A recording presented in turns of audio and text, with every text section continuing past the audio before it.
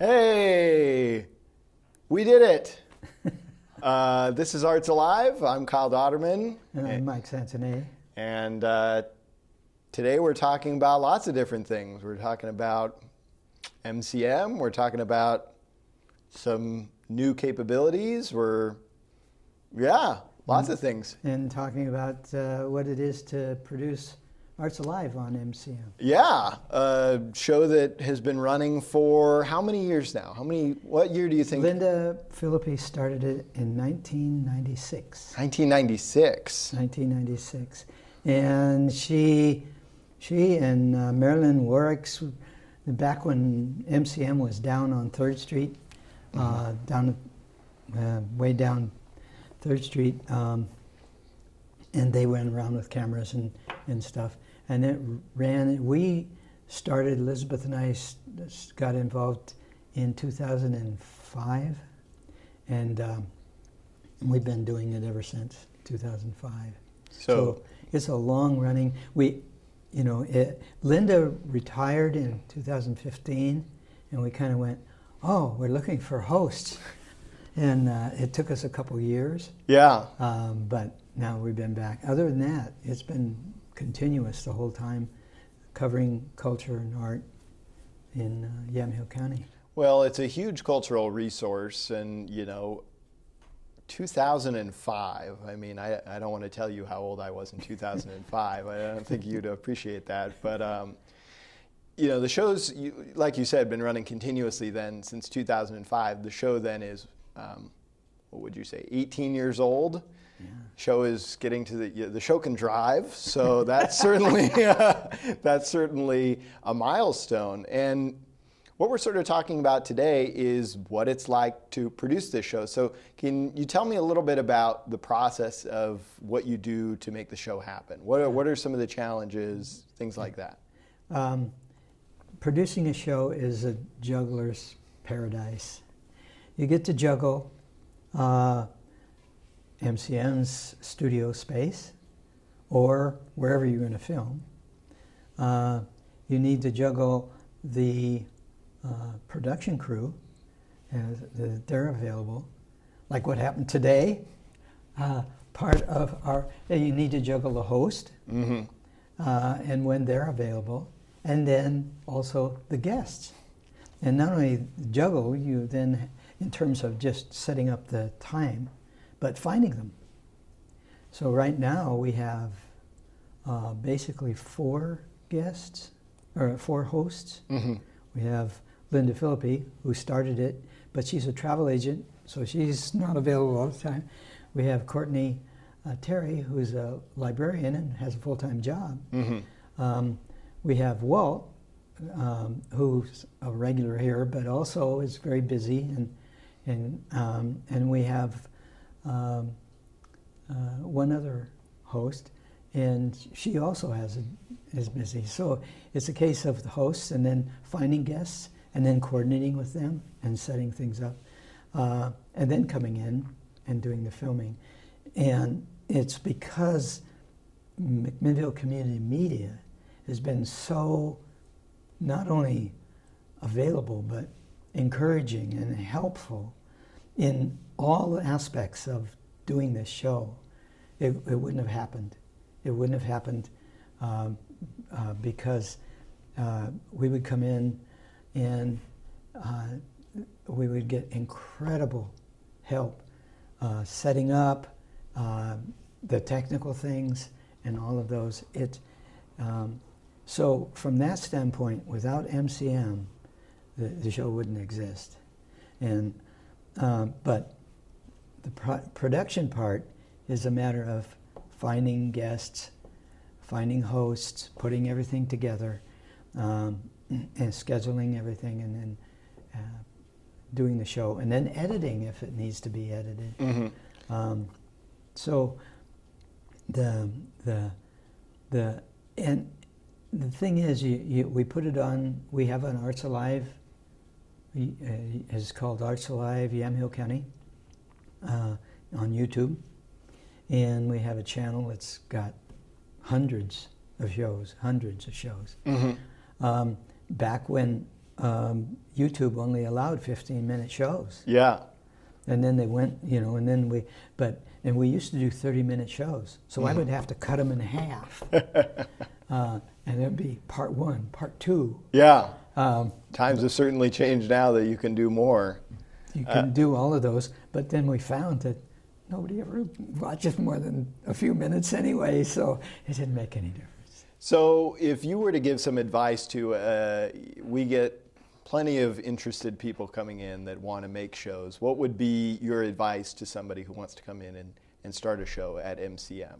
What would be your sage advice to a newbie? Practice, practice, practice. So bring in people you know, have an idea of the show that they're going to do, that you're going to do.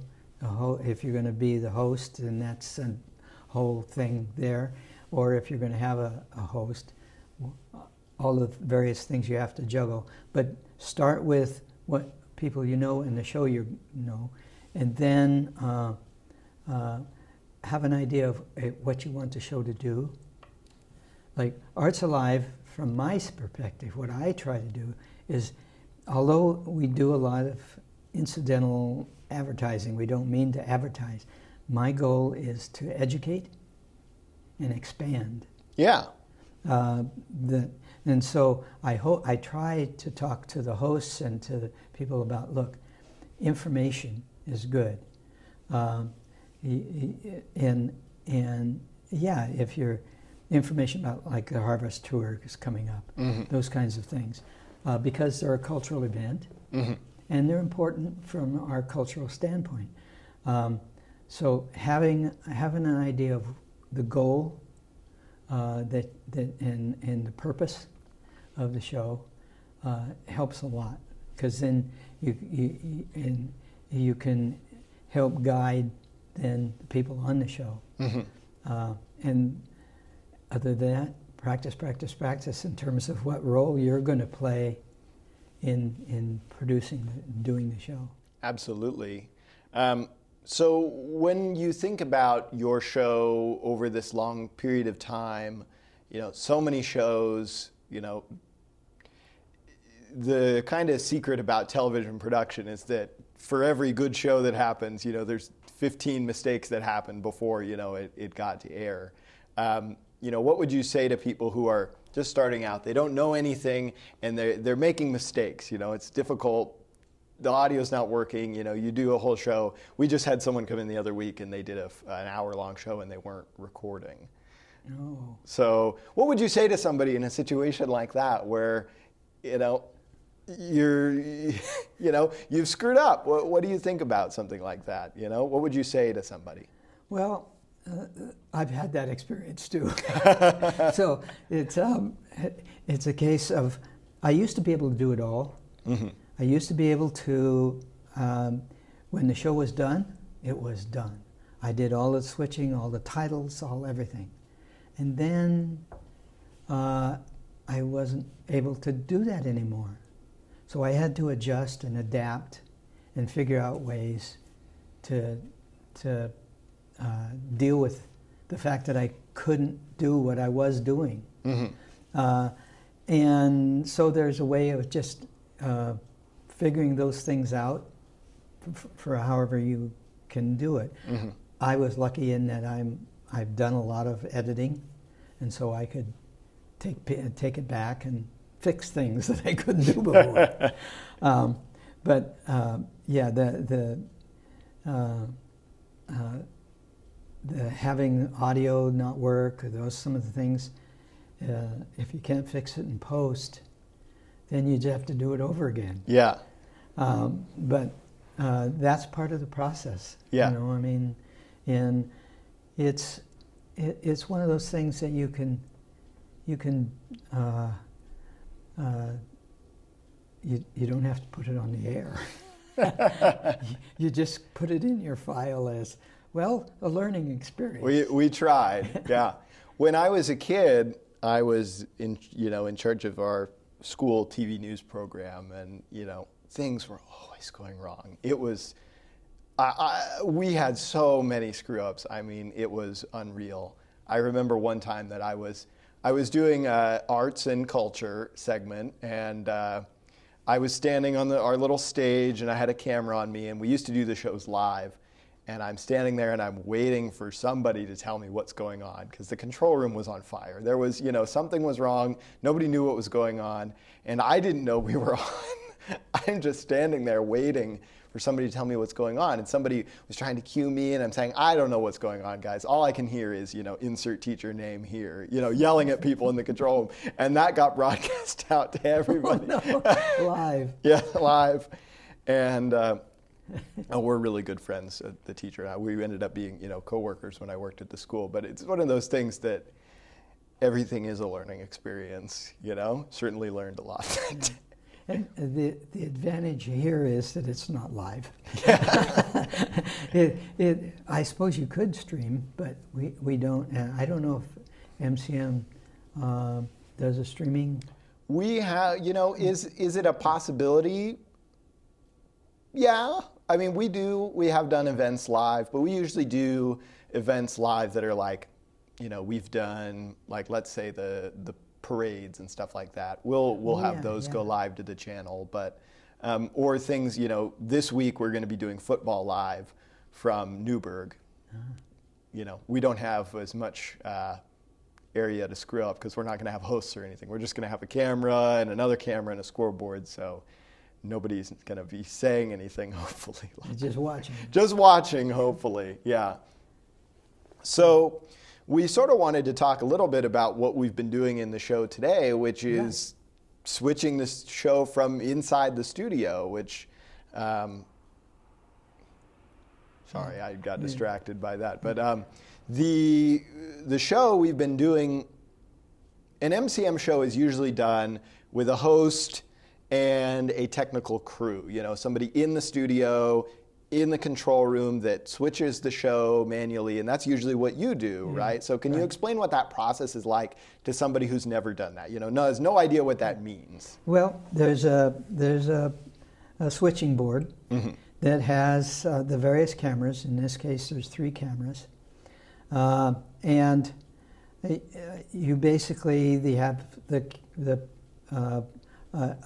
camera that's recording, and you have a camera that's on standby. Yeah. And so you load up standby for your next shot, and then you switch from back to record, and then back and forth. The art of that has to do with how long you hold a shot, which ones you decide to choose when they're talking, and all of those things, because you basically can switch what people are seeing. Yeah. And it's a control board. You've got a window on one side where you can look into the studio. You usually have, in this case, a camera person that you can say, okay, let's go and refocus the camera 3 on something that may be on the table or something. Yeah. And then you hold a shot, and then when they refocus, then you can cut to it. So it's all of those things. And what we're talking about here is a new system where you're basically being able to do that from here. Yeah, so with this keyboard, I'll put it on me so you can see exactly what I'm talking about. So with the keyboard, I can control everything that we used to do in there. And it's really, really valuable, because one of the most difficult things about doing a show, I mean, you've been, really great about finding hosts, but you have a willingness to do the tech side, and not be involved in the show whatsoever. We get a lot of people who come in and they want to be on the show, rightfully so. They want to be, everybody wants to be on camera, and, they've got great ideas of what they want to say, but finding a technical crew it can be challenging for people. So what I'm hoping it will do is allow people to come in and do sort of what I'm doing here today, which is talk, be involved in the conversation, but also change the cameras. Now I'm back on me, so that kind of decision making, it's pretty difficult. It requires a little bit of spatial reasoning with the room and kind of thinking about that, but it saves this effort of finding someone. And, like you were talking about with the guests, there's this undertaking of, okay, can we get the guest to the studio? You know, okay, step one, who are they? They're in the studio, we can get them in here. You know, that side, it's, I think, would you say it's easier to find guests than it would be to find somebody to help you with the technical side? Easier to find guests. Yeah. My guess, the fact that we do the technical crew, the production crew, makes the show happen. If we had to try to find a different production crew, it'd really be hard, because that technical piece is, and the advantage for me is I'm not necessarily that excited about actually being on camera and stuff. This is one of except for doing pottery shows where Linda would interview me. You know, this is really the only other show I've done. I'm much more comfortable making it happen in the back. Yeah. But there aren't a lot of people. I think there's a lot of people with that expertise or experience. It's just that finding them is harder. Whereas finding guests, because you're looking for topics, it's cultural in my standpoint, because it's arts and culture, and I'm involved in those communities. So you just find people that, you know, come to events and... Yeah, I'm involved in those communities, so it makes it much easier. And that would be another advice on somebody who's doing a show. If you go to find guests, be involved in the communities where they are. Yeah, and then, you know, it's organic from that point. Right. Yeah.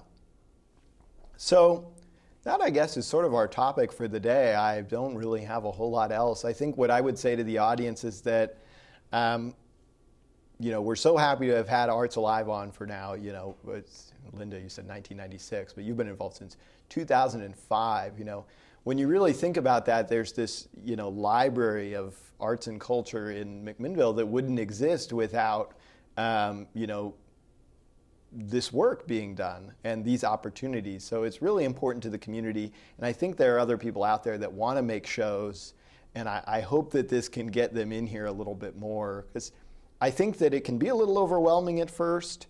And especially finding someone to do the tech is difficult. Oh, yeah. It's a challenging proposition. People feel, you know, nervous about it. You know, it can certainly be nerve-wracking to direct a show, but I think that when people get started on it, they tend to see that it's maybe not as scary as they thought it was. So yeah, and the other trick then is also finding that tech community. I mean, we have a film club that also does a lot of editing and people involved with making films and those kinds of things. But still, even there, the editing piece is still, as you may know, is still one of those challenges. Yeah.